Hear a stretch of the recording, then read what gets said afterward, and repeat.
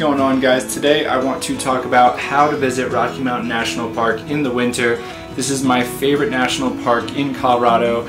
I've been going here for the last 6 years and it's one of the most amazing places in the state. And today I want to kind of dive in and help you guys with a winter travel guide and everything you need to know to safely visit Rocky Mountain in the winter, and any tips and advice I may have for planning your trip. In this video we're going to be going over a handful of things, including about the park, the roads, entrance fees, accommodations, where to find the best updates in real time, winter camping, what hikes to do, inclement weather, rentals, safety, and food, and much, much more. But before I dive in, please like and subscribe for more content. It really helps support my channel and helps me to continue making these videos for you guys. And please check out some of my other videos. I've got tons and tons of awesome stuff on Colorado and the best things to do here. But without further ado, let's jump into how to visit Rocky Mountain National Park in the winter.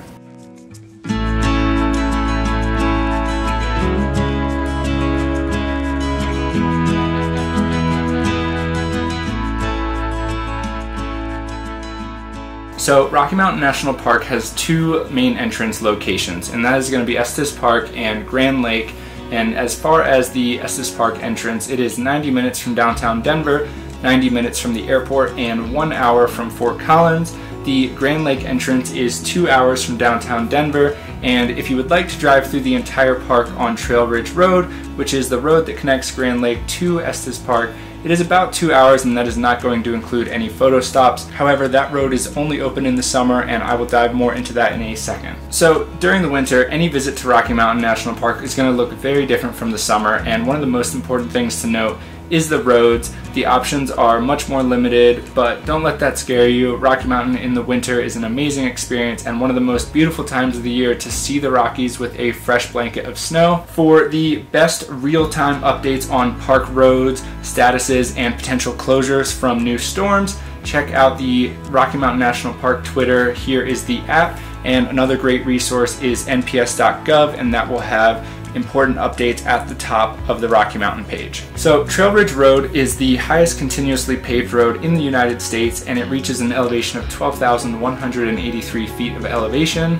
It is typically closed from the fall until Memorial Day weekend because the amount of snow that the high altitude road gets. Just a little bit about the park. So Rocky Mountain is over 400 square miles large and has more than 250,000 acres of beautiful Rocky Mountains, and this includes over 300 miles of hiking trails to explore.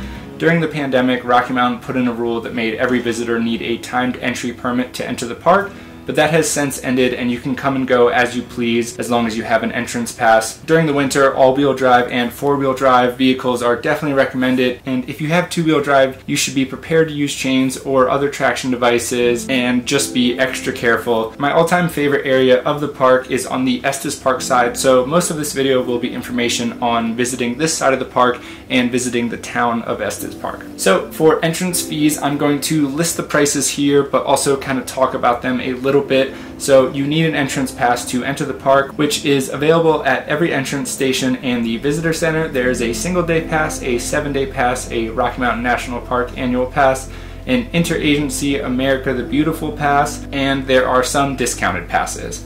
I personally recommend the America the Beautiful pass because it is such a great deal and it can be used across all national parks and some monuments across the entire United States. Some holidays are fee-free days, but that also comes with more crowds, just to make note of that. And the only winter dates that are fee-free include Martin Luther King Jr. Day, which is January 18th, and Veterans Day, which is November 11th. So for accommodations and where to stay. For the winter, I personally would recommend getting a hotel. The average nightly price of an Airbnb is $209. There are some cheaper and there's much more expensive, and that average price, I am unsure if that includes kind of the crazy Airbnb fees, but for Airbnb you'd have many more options of a unique stay, and if you plan to cook a lot, this might be a better option so you can get a proper apartment or house. But if you just want a place to stay and you'll be eating out mostly, I would recommend just grabbing a hotel on Expedia. Bree and I personally love Nikki's Resort and Hotel Estes of the hotels that we have stayed at, so I would recommend those, and they are a great price for what you are getting, and it's pretty much all you need. It's a great mountain hotel room.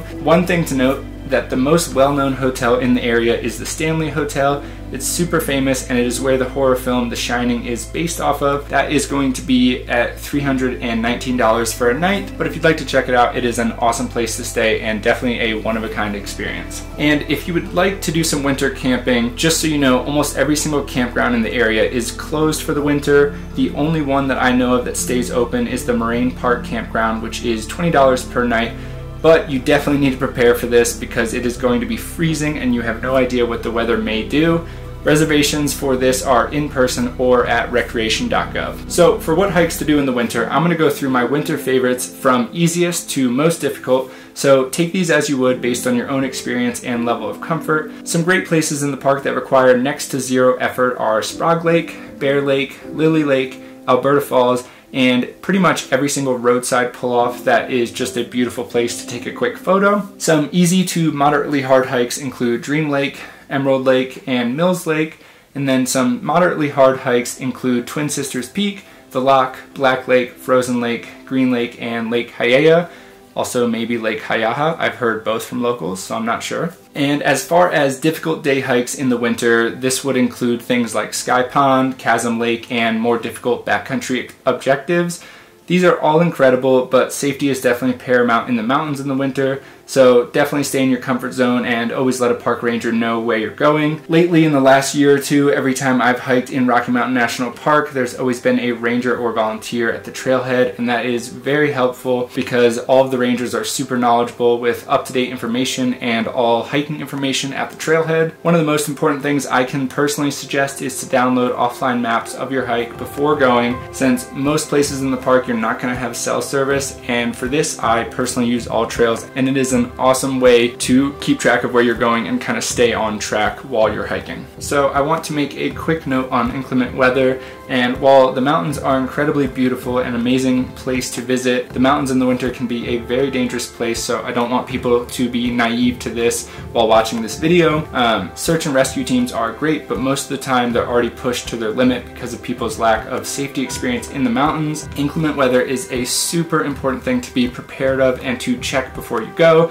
It can change in the snap of a finger, so be prepared for this. Pack extra layers, extra water, a water filter, extra food, a headlamp, traction devices, and a first aid kit. And also, if you're going to be going for bigger objectives, it is definitely smart to have a GPS tracking device like a Garmin InReach with an SOS feature. We have this, and it is a great piece of safety equipment and definitely gives me some peace of mind when we're out in the mountains. And as always, tell someone that isn't with you where you're going to be going, what hikes you'll be doing, and your expected time of return, so someone knows where you are, and if anything is to happen, they can tell someone in case you don't have service or an SOS device. And all of these things I'm saying aren't to scare anyone off, it is just to help with planning and so everyone has a safe return from the mountains. Also, some websites that I really like to check the weather, aside from just weather.com and AccuWeather, is Mountain Forecast, and this is a great website to check the weather of actual peaks. This has wind speeds, wind chill, precipitation, and you can change the elevation to change the weather that you were looking for. So even if you're not summiting a peak, you can find the name of a mountain and then you can check the weather for that and say you're going to the lake that's right under it. And this is an awesome tool for planning with the weather. So next I want to go into equipment rentals, because if you're going to be hiking in the winter, typically you need a lot more gear than you do in the summer, and this can range from snowshoes to skis to goggles to poles to a handful of other things. A great local place to rent equipment is Estes Park Mountain Shop. This place is incredible. It's like a massive local REI and pretty much has everything from A to Z that you might need for adventures in the mountains. For the winter, they pretty much rent everything, and this includes snowshoes, cross-country skis, micro spikes, poles, ice skates, sleds, boots, goggles, gaiters, axes, tons of different things that you may need based on your objective and based on your visit. Here I will include a list of prices from the mountain shop. Next thing I just want to touch on really quick is just food during your visit, and this is going to be places in Estes Park that are just awesome food spots for all different times of the day, from the Egg of Estes for breakfast to places for lunch and dinner like Latitude 105 Ale House, Hunter's Chop House, Casa Grande of Estes Park, Poppy's Pizza and Grill, Bird and Gym, and there are tons of other places depending on what you are looking for. And if you want just groceries or snacks for packing or to take on your hike, there is a Safeway in town. And last thing I want to just come back to really fast is additional safety, and this one is going to be more specific to bigger days, bigger hikes, bigger objectives, and for people that are just going further away from the trailheads.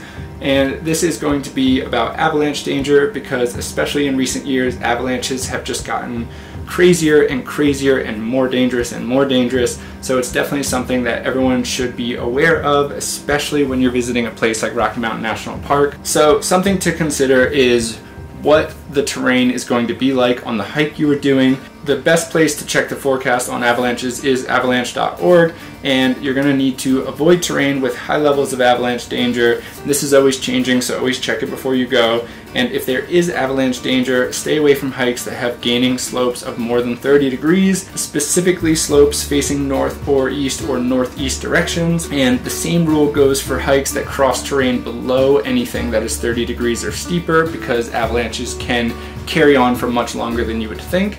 And if you are traveling to an avalanche-prone area, do so with the proper experience and always carry a beacon, shovel, and probe. Traveling on avalanche terrain is personally a newer thing to me, and as I learn more, I realize how important this is and that I should have been learning this for years, but it is never too late to start, and you can never be too safe in the mountains. So I hope you guys enjoyed this video. Hopefully it gave you a bunch of awesome tips and things to help you plan your visit to Rocky Mountain National Park. Again, if you like this, please like and subscribe. It really helps me. Share the video, leave a comment, say hey. If you have any questions, let me know, and I hope to see you guys on a future video, so thank you so much for watching.